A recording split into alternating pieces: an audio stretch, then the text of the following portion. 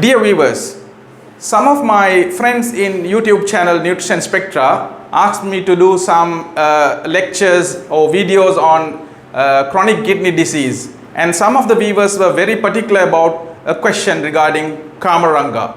Today I am going to explain the good and the bad about Kamaranga.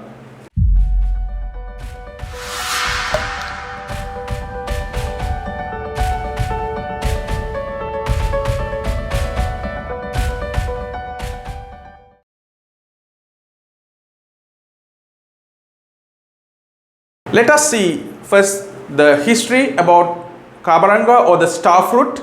It is called Avera carambola is the scientific name. Then we'll go through the nutrients and the toxins, the benefits, the toxic effects, the beneficial effects, the safe level, and finally I would summarize and give you an opinion regarding the intake of Kamaranga or the starfruit. Let's come to the history. This fruit is a very ancient fruit in the tropical world. Especially it is mostly available in Asian countries like Malaysia, Indonesia and Sri Lanka. And some people, they suggest that particular food is originated in Sri Lanka. Let's see the beneficial effects first. The beneficial effects of starfruit are many. For example, the antioxidant effect, hypoglycemic effect, hypotensive effect, hypercholesterolemic effect, anti-inflammatory, anti-infective, anti-tumor, immune boosting, anti-obesity and anti-ulcer. So just because of its all the benefits, we cannot say this is a totally safe food because of the toxins. When it comes to the toxins, there are two important toxins in this particular food called caramboxin and oxalate. Let's discuss the toxins a little bit later. We'll come to the benefits. To understand the benefits, let us know the nutrients.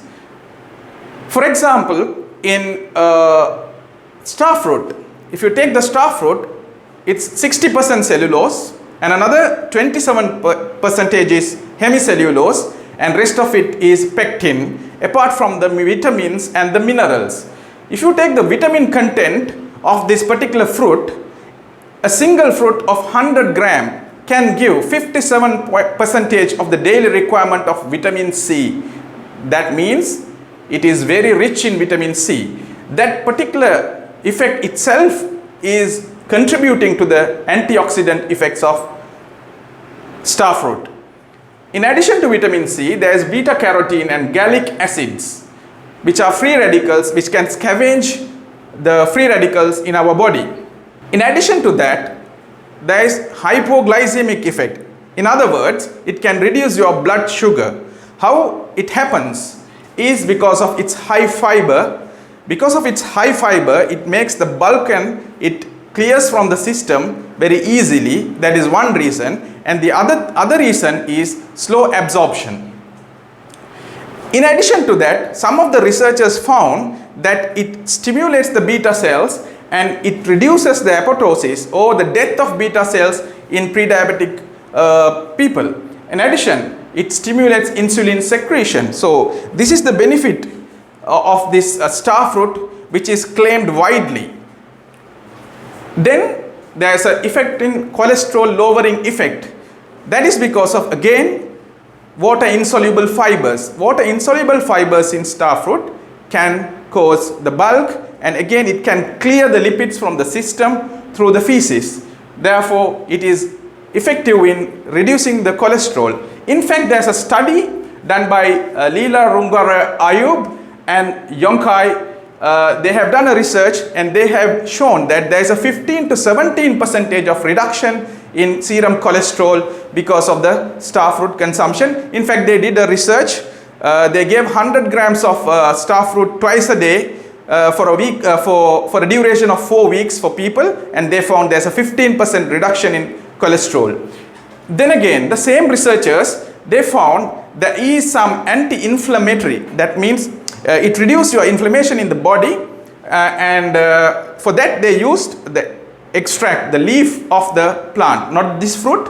They have taken the leaf and they have made the extract and they have shown that it has steroidal properties. Then again, anti-infective properties also shown, especially with regard to gram-negative bacteria like Escherichia coli and some of the fungal infections. In addition to that, it has a potent immune boosting activity because of the phytochemicals such as catechin, anthocyanins and phenols, and the saponins and flavonoids and etc. etc. There are so many phytonutrients in this particular fruit, and it is a low calorie food. For example, if you take the particular fruit, suppose it's 100 gram, it can give only 31 calories. So it is beneficial in some of the obese people as a snack. They can use it as a snack and it will be beneficial. And again, the anti-tumor, that is the anti-cancer effects of this fruit also shown in some animal studies. They have shown that it will reduce the tumor necrosis factor alpha and interleukin 23, especially in hepatocellular carcinoma. In liver cancer, they have reduced, they have shown that there's a potency, there's a possibility that it can help in hepatocellular carcinoma. So, as a whole, it has a lot of beneficial effects. In that case, can we totally ignore that? No. But the real issue with this particular fruit is the toxins, which I have written in red color, is very, very dangerous, especially in the chronic kidney disease people. So therefore we have to be very careful. The first toxin is oxalate, and the next one is caramboxin. Caramboxin is a neurotoxin and the oxalate is a nephrotoxin. In other words, this will affect the nerves and oxalate will affect the kidneys. For example, the oxalate content in this fruit can cause renal tubular toxicity and in other words acute kidney injury. That is called acute oxalate nephropathy. In fact, I have seen patients who have consumed a lot of starfruit, about 5 to 6 fruits per day for a certain period of time. They have developed renal toxicity. So in some people, not even 5 to 6 fruits, even one fruit has caused renal toxicity due to oxalate nephropathy. And the next toxin is the caramboxin, which is there in starfruit, which can cause some neuroexcitatory effect and cause neurotoxicity, which can cause hiccups, confusion, seizures, that is like fits, and it can even cause coma and death. So the caramboxin is simply a neurotoxin, but oxalate could also become a neurotoxin because of the acute kidney injury, there will be uremia, and because of the increased urea, there will be a toxicity in the brain also. So now we have discussed the good effects and the bad effects. So how can we advise the people regarding this particular fruit? If you take the CKD patients, the chronic kidney disease patients, chronic pancreatitis patients, and patients who have some gastroenteropathies, and people who are dehydrated, and people who consume this fruit on an empty stomach have prone to get the side effects more. Therefore, in conclusion, we can safely say a big no for the kidney disease patients. It is better, they should totally avoid this particular fruit. But if you are a healthy young adult without any issues, and if you want a healthy life, actually you can take this fruit. But there should be a good amount of hydration in your body. You have to be hydrated really. You have to take at least 2 to 2.5 liters a day on a hot country like this.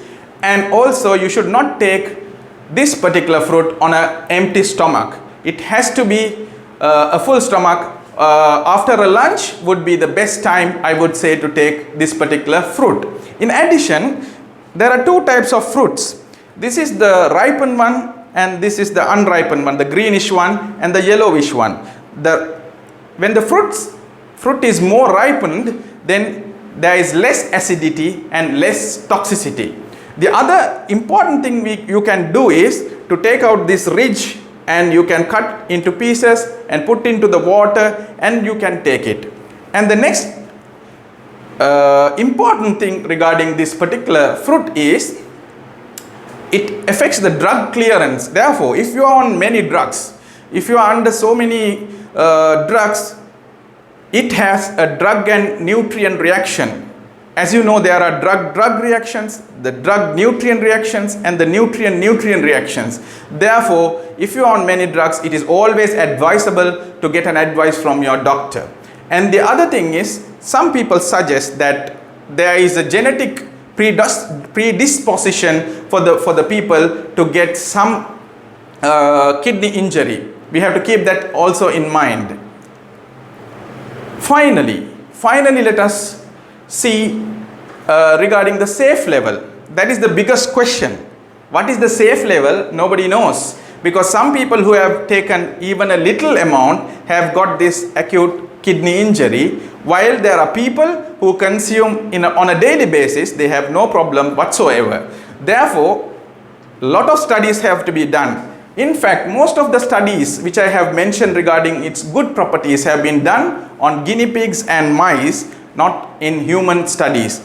In fact, there are only 1 or 2 human studies, large studies we can see. Therefore, there is a high potential for the students who are interested in nutrition to do some research on this particular fruit to come out with a suggestion regarding the safe level.